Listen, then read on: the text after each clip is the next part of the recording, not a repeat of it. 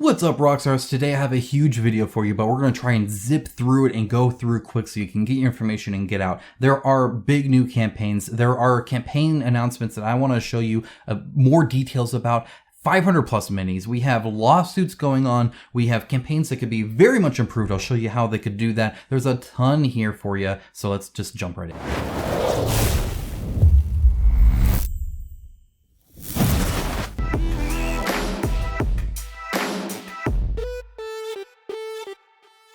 Thank you to my channel sponsor Into the AM. As a company that believes hard work and a great product is a proper way to conduct business, I am delighted to have them as part of the channel. They have some of the coolest graphic t-shirts around and an absolute best fit and feel that has continually exceeded my expectations.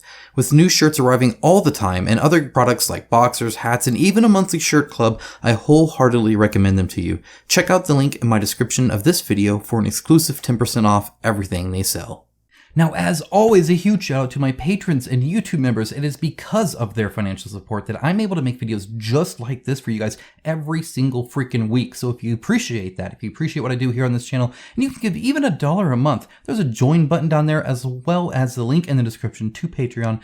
Thank you so very much. With that out of the way, let's dive right in. I'm not going to waste any time here. Skyrise is an easy back, an easy recommendation, I think, from me to you guys and from Alex from Board Game Co. And that's half of the reason why I think that's the case. So it is by Roxley Games here. They have done some great, well-reviewed games. In fact, they're going to tell you right here, our games ranked in BGG's top 3% from 2015 to 2021. They have been up in there. They did Radlands, they did Brass Ringham, they did all of these like ones that you know and love and have been well regarded.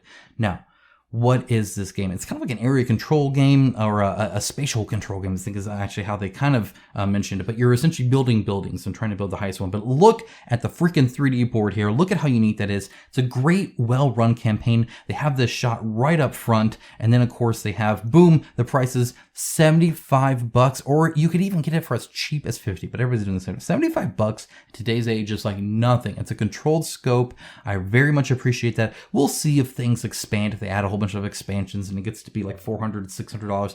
I doubt it. I doubt it, especially if they're starting at 75. They're not starting at 120 or 130 or 180. They're starting at $75. And that gets you this really high quality looking stuff and really pretty and unique game. Look at that. They got the gifts here, well run campaign. I think that's fantastic that they're doing all that kind of stuff. It looks really nice. So that is linked down below, along with a whole bunch of stuff. There's a lot of stuff I don't cover every single time, but I will put it in the links down below. And if you see something that I missed, if you think, oh, you didn't mention this, you don't have it in your links, let me know in the comments below anytime. I would gladly share that information with everybody else.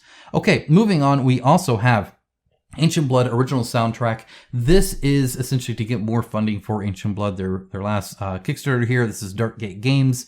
I've heard that their soundtracks are quite high quality. And so that you can just get that, or you can, of course, get Ancient Blood. My review is linked in here. I did do a review. It's a review of the prototype that was quite limited. Didn't let me do a whole lot.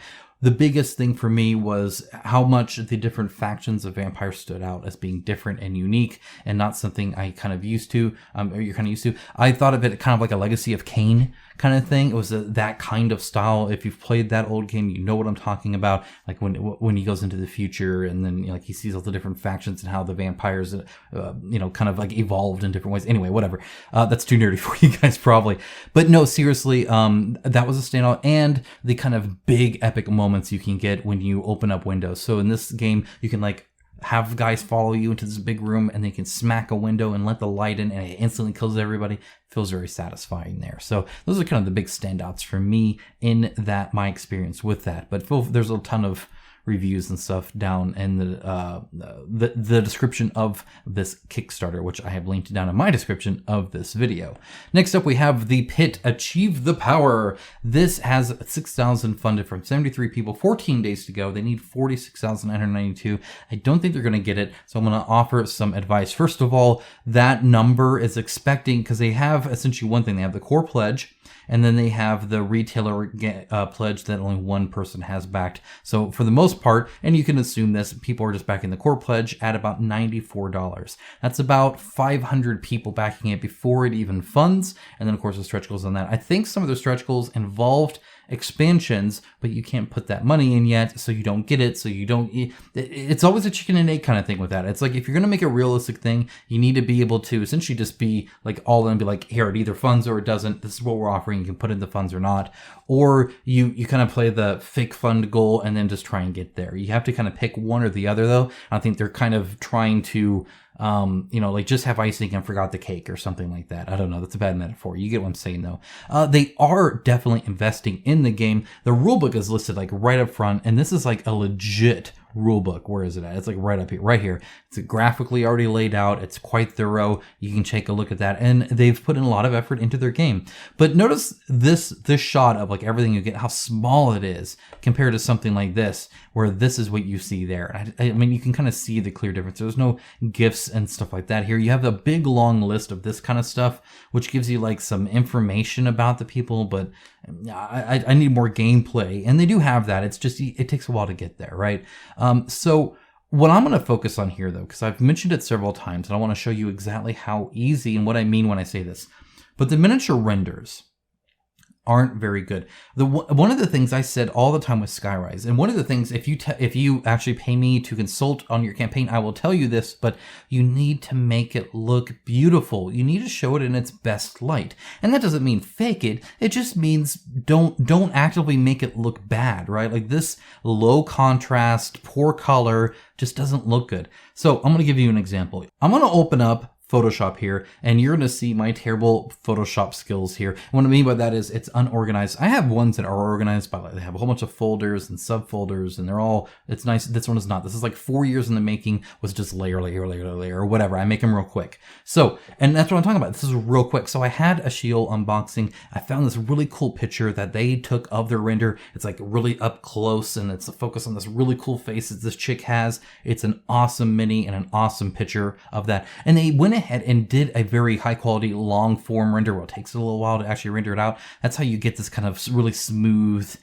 texture there and the kind of the shininess to it, but it's still so desaturated. It's kind of hard to tell, especially from a distance, or if you saw it really small. Like if you saw it smaller, I can't really zoom in right now. I don't have a mouse on my laptop while I'm filming, but you would see that. Like it's hard, right? So what I did, opened up Lightroom, and within 1 minute, I turned it to that. Now you tell me that doesn't look better, because it does. The contrast is on higher. You can see the details better, see the teeth, the depth of the eyes, the furrows of the brow and all that. You can see the clear change between the hair and the hood.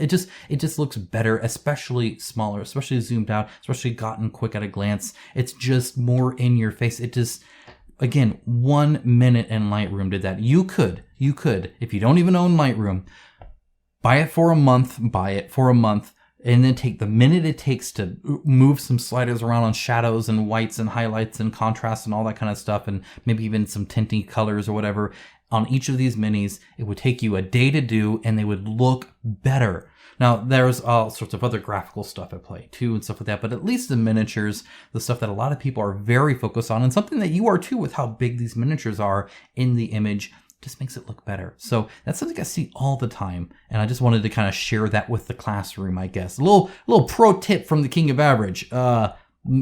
Make your game look nice.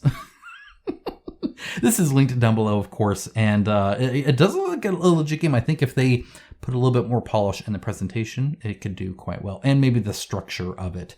Okay, next up, SFG is back on Kickstarter, literally June 28th. They are just, boom, they had RuneScape, now they're here. This is Epic Encounters Local Legends. Now, their Epic Encounter series are a series of miniatures that go straight to retail normally, and it's essentially 5e compatible D&D minis or whatever fantasy use you want out of them, or just to paint them or whatever. And they make big ones that come in boxes this big, and they make small little ones, and everything in between. So it's the right scale, and it's all like official stuff. Like, hey, this is actually this type of enemy or that type of enemy or whatever. So they'll make beholders and stuff like that, for instance. So that is what they typically are. I think they are coming to Kickstarter this quickly, this with a game that normally goes to retail, because they were expecting more out of RuneScape. That's my assumption, is RuneScape did not fund as much as they thought it would, and so to kind of make ends meet or match their expectations on their accounting books, they're coming to Kickstarter with this, either as a pre-order, and either it was moved up and was always planned as Kickstarter, or they're going to be like, well, we can make a few, graphics and stuff like that. We can put it on Kickstarter, do a little pre-order thing, create some buzz, and then still do the retail thing anyway. I don't know about exclusives on Kickstarter, so we'll have to find out on that. They are kind of drawing attention to at least this guy, but I think he's just an EB, not a Kickstarter exclusive. I guess we'll see. But this comes with a whole bunch of other stuff. It comes with it's a stunning tavern art, and if this is anything to say about it, I love it. I love that art, by the way. I think that looks awesome. But they have little story bits and stuff like that, and ways to incorporate these minis into games. So it's very focused on that D&D tabletop RPG experience. So it's not just a box of minis. It's not like a Reaper Bones kind of thing, though I do expect that they'll probably have quite a few here. But June 28th, that's quick. That's quick. Okay. And that's right here. Right now, only 426 following, but I'm assuming as the word gets out, more will, of course, show up. Okay, next up, The Breach has been breached by Riot Games. Riot Games saw that they had characters similar to their stuff on League of Legends. It was like, oh, no, we have lawyers, you see. So this is already funded. The Breach did fund, but I doubt they got their money in from Kickstarter. Kickstarter tends to take their sweet time doing that, from what I've heard. They can actually take more time than you would think to actually get your funds. So I don't know if they've even gotten the funds yet, but I imagine it's locked up if they haven't with this. So what will happen? I assume they'll just change the renders, even though I think that they could get away with it. So let's actually discuss what's going on here. So here is the two minis issue, Sister and Blinks. Blinks being the most obvious one. I play on Jinx from League of Legends. So to see these characters, you have the lady with the big long ponytail and the gigantic gun, and then the other lady with the big kind of robot fists. That are these two characters right here. They have a very similar thing. She often holds her gun down here, right? She's got that little thing and a big long ponytail. And here's another chick with a big old, bigified gauntlet weapons. But they do this with other stuff too. Okay, so here they are again. You can kind of see them. But like right here, this is the guys from Overwatch, right? Very obviously from Overwatch. They just copied it. They are not the only companies that do this. You can typically get away with it. They've gone away with it until then, right? For instance, in in Zombicide Invader by Kaman, they had Will Smith, not named Will Smith, probably named Smith Will or something like that, from Men in Black. It was a Men in Black character. And then we unlocked him. They had the art and the mini and all that stuff. And then they had to take it down. They had to remove him from it because they were requested to have it removed. But they could have done the whole DMCA, kind of lockdown thing to Kickstarter and done it that way too. It just depends on the company. Honestly, though, you can parody, you can do homages or whatever, as long as it doesn't actually confuse somebody into thinking that you are that other company. It's typically actually allowed. It's why you can get stuff like Spaceballs and Weird Al. Now, while they always ask for permission, you can do that and not. That's typically the case. However, this is today's age, and copyright claims are used by larger companies to force smaller entities just to change things because it's not worth the legal effort that it would be to actually fight for it. So you see that in reviews for channels on YouTube. You see that on just other companies, stuff like this. They're just like, hey, that's too close. We don't like it. And anything that happens without a court ruling is not law, by the way. That's just something that happened. So they can kind of act outside of the law, right? Because the law would be, okay, we take you to court. The judge found we were good or we weren't. That's the law. Just servicing this and say, we think this is that. Well, that's not guilty. That's not anything like that. But it doesn't matter. It can happen outside the law and they can kind of force that. So I don't like that in general. I don't really dig the whole big company going over just some small Kickstarter thing. Nobody thinks this is League of Legends. It's very obviously, in my opinion, safe for them to do that, even with the Blinks Jinx. I think that actually helps them in that case because it shows the kind of the parodiness of it, right? But anyway, that's whatever. Okay, so moving on. In fact, I think this one right here is probably the worst offender when it comes to this. Looks like very close to the same guy. But even then, I don't think anybody's going there like, oh my gosh, this is League of Legends, because it's not branded anywhere. They're not. Anyway, it's dumb. But yeah, who knows what'll happen from that. I assume they will just change the sculpts and call it good. Next up, miniatures of Gloomhaven. I've covered this before, but in case you didn't remember, it's launching Q1 2023. I do have more information, by the way, on this. So this is 500 plus miniatures, because it is for everything. It is for Gloomhaven and Forgotten Circles and Jaws of the Lion and Frosthaven. Plus, they're going to be doing a Frosthaven second printing. This is, I believe, even a new version of the hero miniatures, which is good because hero miniatures are crap in the previous versions. It's nice to see them better. And they are better. Look, they have like sculpted bases and everything like that. Every single stand is getting a mini. It's going to be massive. Now, this will be expensive as all heck, of course, and it's going to be this big box that you got to ship. You're going to pay out the wazoo for that, and we all know that, and whatever. I have a video coming later this week to cover exactly that. Stay tuned for that. And, of course, I'll remind you as this gets closer to actual launch on the 21st, or on the Q1 of 2023. So if you have not subscribed, feel free to do that. Otherwise, YouTube will just show you whatever the last like 2 weeks of stuff you've seen, and it wasn't my videos, you won't see them again. So that's how that works. But the big important thing, oh, and to follow this, you have to give them their email. That's always a bummer. That's why they only have 4,000 other people, because that is a much larger barrier of entry than just the follow button on a campaign page on Kickstarter, right? Because then they can email you for 20 years afterwards about every little thing that they do unrelated to Miniatures of Gloomhaven, that one that you were interested in. So once you hand that over, most people don't typically do that, which is why the number's less there. It's kind of unfortunate. But the big thing here is, notice that this does not mention Kickstarter. Do you see how it doesn't mention Kickstarter? Right? You tell me if you, oh yeah, they have new stuff coming in too, reveals and stuff like that. It's going to be crazy. Backerkit is now crowdfunding. This is where it's going to be. So, Backerkit is a pledge manager company by trade. They are one of the more expensive options to choose, but that comes with a lot of premium service by them when it comes to advertising, when it comes to helping with the marketing and all that kind of stuff, and setting up the PM. The backend system, my understanding, having seen a few of the others and heard from the Backerkit one, is actually quite good and fairly robust. It's a very difficult thing that it has to handle a lot of different things. It's very complex with the shipping and all that kind of stuff, and entering your SKUs and all sorts of things there. Backerkit tends to have a pretty good one there. So they definitely have that experience. And unlike the one on GameFound, it's not run by a competitor of any of these other companies that are hosted on it. Instead, they are a pledge manager making a crowdfunding instead of a game developer that has their own PM and then does that. And so it's slightly different there as well. I do have an issue with this. I'll cover that in just a moment. But that means that we have Kickstarter, we have GameFound, we have Game on Tabletop is a distant third, and then there are a few others. For instance, did you know there is a Nickstarter? Yes, it is a real thing. If you would like me to do a video on Nickstarter, let me know in the comments below. Nickstarter is a special sort of website. But anyway, and it's for board games, by the way. And notice right here, Settle4 Games plus a whole bunch of others. This is kind of their initial roster. I'm sure it'll just grow and grow and grow as they do more. But having Settle4 Games there is huge, like massive. That's a big one for them. It really is, because again, they don't have their own games to make on here.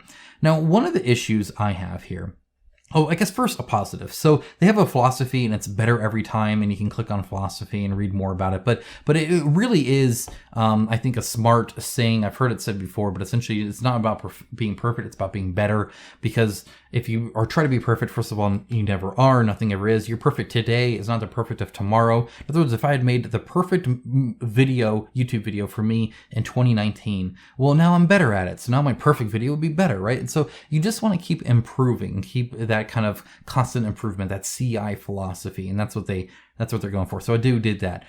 On a negative note, though, they don't have any sort of sales pitch for this. And what I mean by that is, when GameFound launched, they said, hey, we already have the pledge manager. We are a game company, so we know what we're doing and what we need, and we'd only focus on games. We're cheaper, and you have the pledge manager built into it. So there's the four right there, right? That's what they came out and said. Oh, and their feature set that said, we're going to have everything Kickstarter does, but we're going to handle add-ons better, and we're going to handle the kind of pre-launch better, and we're going to offer at least some anchor tag navigation on that big scroll thing. Now, it's not a super advanced Web 2.0 style thing where you can go to different tabs and load different content on the same page and whatnot. Like the fact that I can swap between crowdfunding and philosophy right here, right? That sort of thing. So they don't have that. But either way, they had a big value set, a sales pitch, an elevator pitch up front. This doesn't. It doesn't tell you what are they offering. Are they going to have all the Kickstarter features? Are they going to have more? Is there going to be anything different or unique? I don't know. They don't say. So that's kind of a bummer. I would like to hear more from them, hopefully, about that. If they want to have an interview or talk or something like that, I am definitely in game because I am excited. From what I've heard, they're a great company, and it's great to see even more competition here for sure. And if they can offer something truly different and truly unique, and not just we're going to do what Kickstarter does, but slightly better, I'm all for it. So yeah, that's it. That's all I had, guys. Again, if you want to see news videos just like this in the future, I'll be covering when these campaigns launch more, or what happens with the lawsuit for The Breach and all that other kind of stuff. There is that subscribe button. If you appreciate the video, there's a $1 pledge at least. Thank you so much. Let me know if I missed anything in the comments below. And as always, have a great rest of your day. Take care, guys. Bye.